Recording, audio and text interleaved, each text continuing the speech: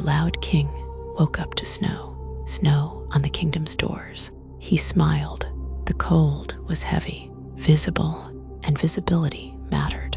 For years, the healers had warned of a warming world.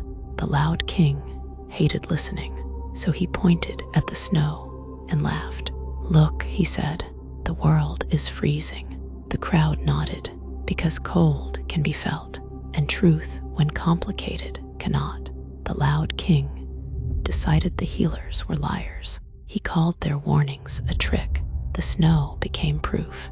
That day, the kingdom learned something dangerous. When a king confuses weather with truth, the future has no defense. And as the cold passed, the warming continued, quiet, unseen, and ignored.